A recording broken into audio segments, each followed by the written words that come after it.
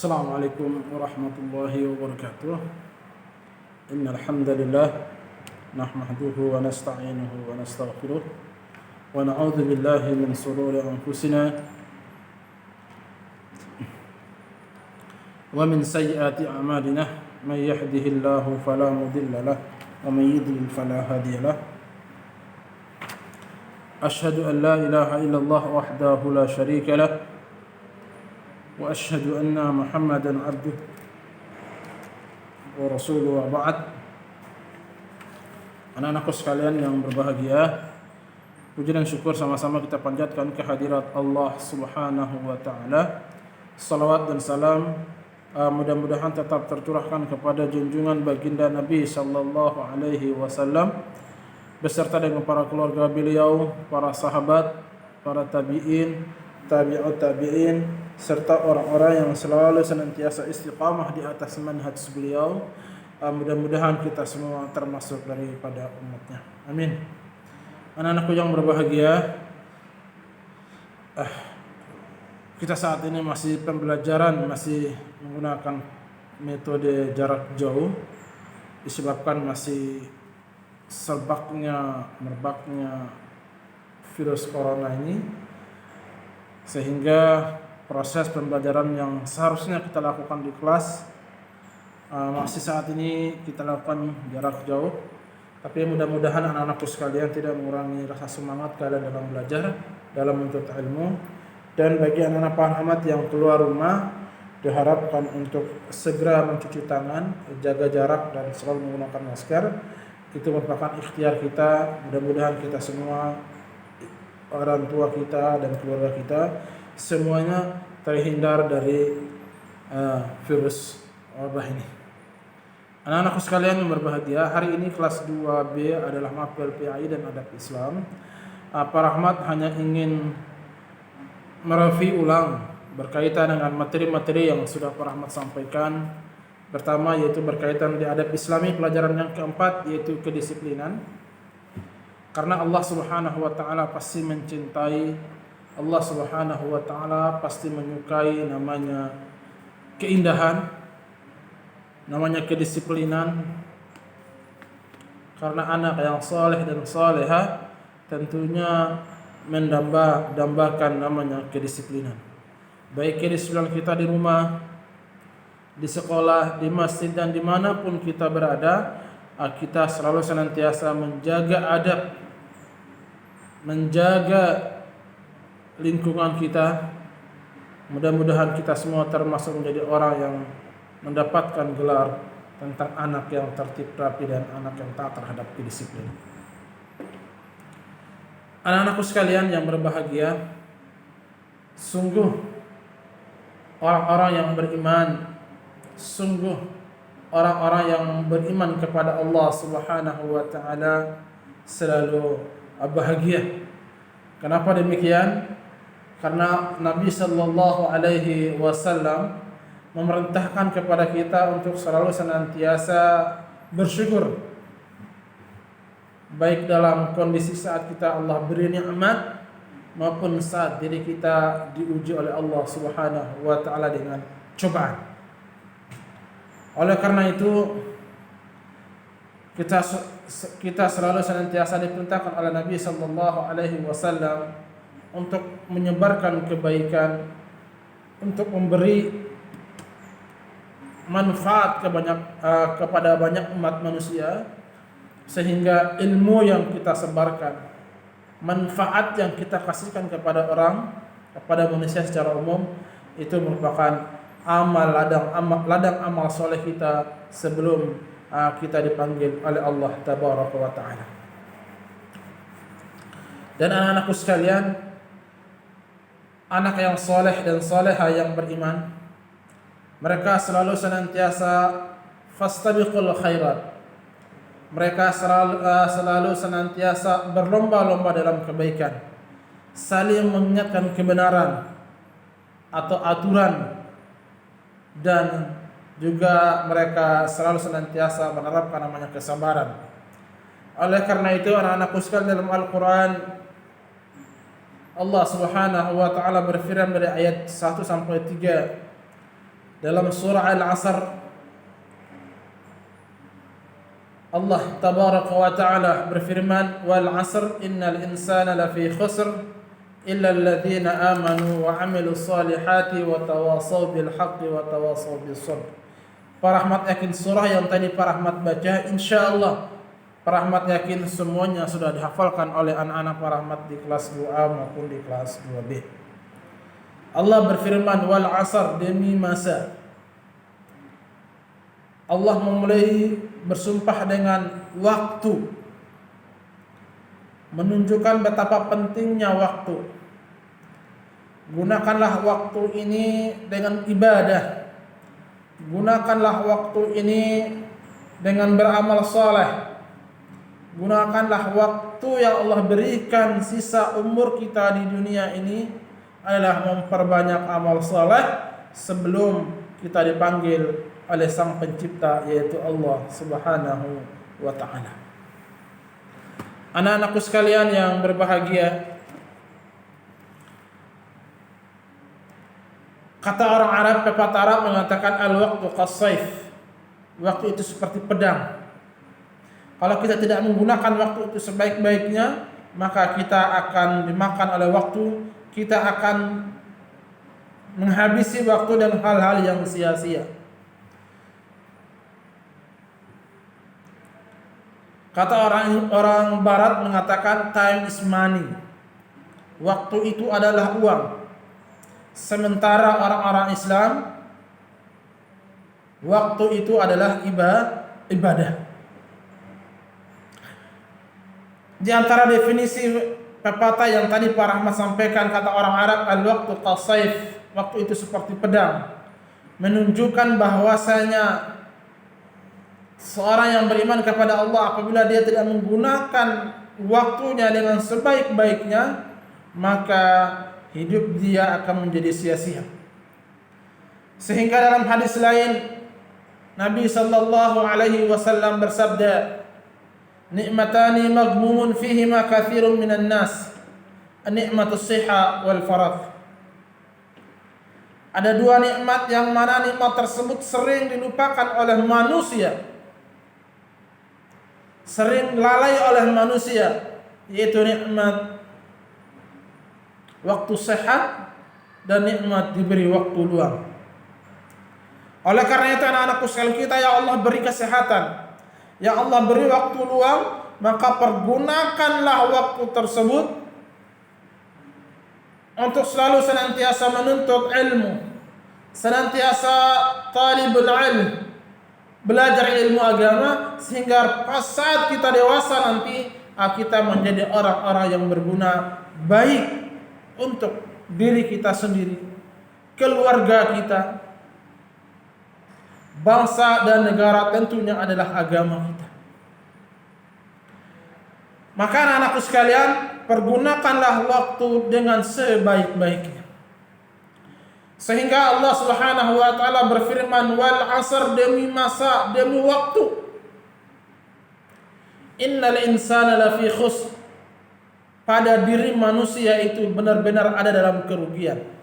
Lihat kata Allah, innal insana lafi khusr, sesungguhnya manusia itu benar-benar ada dalam kerugian. Illa alladzina amanu wa 'amilus solihat, kecuali orang-orang yang melakukan amal saleh. Karena waktu tersebut dia isikan dengan amal-amal saleh. Waktu yang Allah berikan dia menuntut ilmu, dia menebarkan kebaikan, berikan kebaikan kepada umat manusia. Kemudian watawasaw bil haq, dan dia saling menasihati untuk menapati kebenaran, watawasaw bis sabr, dan saling menasihati untuk menapati kesabaran. Anak-anakku yang berbahagia, maka waktu yang Allah berikan kepada kita, pergunakanlah waktu tersebut dengan sebaik-baiknya. Karena kematian tidak ada yang tahu kapan, di mana, hari apa, jam berapa, siang ataukah malam, Tidak ada yang tahu. Oleh karena itu, pergunakanlah waktu ini dengan sebaik-baiknya menuntut ilmu, belajar untuk mencari keridhaan Allah Subhanahu wa taala. Kemudian selalu bersyukur atas segala apapun bentuk nikmat dan ujian yang Allah berikan kepada kita semua. Maka oleh karena itu Allah berfirman, la in syakartum la azidannakum wa la in kafartum inna adzabi lasyadid. La in syakartum, seandainya kalian, kata Allah, wahai orang-orang yang beriman, yang melakukan amal saleh, la in syakartum, jika kalian adalah orang-orang yang bersyukur terhadap nikmat yang Allah berikan, baik nikmat itu berupa kebaikan ataupun nikmat berupa keburukan, dia menerima penuh dengan keridhaan, ikhlas karena Allah, maka la azidannakum, tentu akan Allah tambahkan nikmat tersebut. Tapi sebaliknya, wala in kafartum, jika dia mengkufuri nikmat yang Allah berikan, inna adzabi lasyadid, sungguh adab Allah sangatlah pedih. Berarti anak-anakku sekalian, dari surah Al-Asr ini memberikan penjelasan kepada kita, manusia itu benar-benar ada dalam kerugian, kecuali manusia yang senantiasa melakukan amal soleh, yaitu orang-orang yang beriman, melakukan amal soleh, kemudian saling menasihat atau menatapi kebaikan yang hak, dan mereka juga saling menasihati untuk menatapi kesabaran.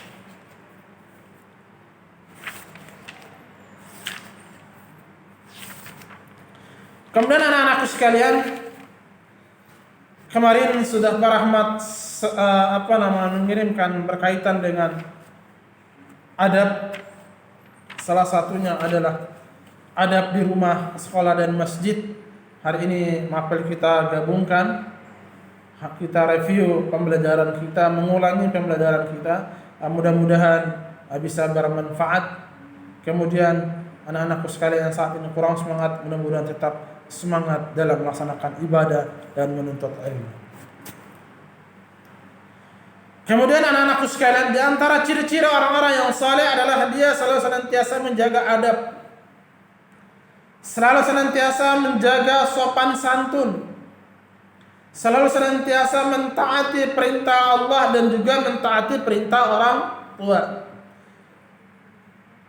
Ridha Rabb fi ridal walidain wa sukhtu Rabb fi sukhtihima. Keridhaan Allah terletak pada keridhaan orang tua, dan juga kemurkaan Allah juga terletak pada kemurkaan orang tua. Berarti anak-anakku sekalian, Allah itu akan ridha dengan diri kita kalau orang tua kita juga ridho terhadap diri kita. Yang pertama adalah adab di rumah adalah mentaati perintah kedua orang tua selama perintah tersebut tidak menentang syariat Allah. Berarti wajib bagi seorang yang beriman kepada Allah Subhanahu wa taala, dia harus wajib mentaati perintah orang tua selama perintah tersebut tidak melanggar ketentuan atau syariat Allah Subhanahu wa taala. Kemudian membantu kedua orang tua kita di rumah. Bagi anak Pak Rahmat yang putri dan putra, wabil khusus yang putri, membantu orang tua kita mencuci, membantu orang tua kita masak, membuatkan mereka minuman, membuatkan mereka makanan. InsyaAllah ta'ala itu semua menjadikan mudah-mudahan itu semua menjadi salah satu bentuk ketaatan kita terhadap orang tua. Kemudian anak-anakku sekalian, senantiasa menjaga kondisi rumah dalam keadaan ibadah. Jangan jadikan rumah kita itu seperti pemakaman, pekuburan. Jangan jadikan rumah kita itu seperti pekuburan. Harus banyak melakukan amal ibadah di rumah, wabil khusus anak-anak Pak Rahmat yang putri. Karena wajib mereka melaksanakan salat fardu itu adalah di rumah, sementara kaum laki-laki wajib dan lebih ditekankan untuk melaksanakan salat fardu di masjid. Sehingga Nabi mengingatkan kepada kita dalam sebuah sabda, la taj'alu buyutakum maqabir. Jangan jadikanlah rumah-rumah kita seperti makam. Jangan jadikanlah rumah-rumah kita seperti pekuburan yang sepi, sunyi, tidak dibacakan Al-Quran, jauh dari keramaian manusia. Tetapi kenyataan kebalikan saat ini adalah kuburan seperti wisata. Banyak orang menziarah meminta barakah. Banyak orang yang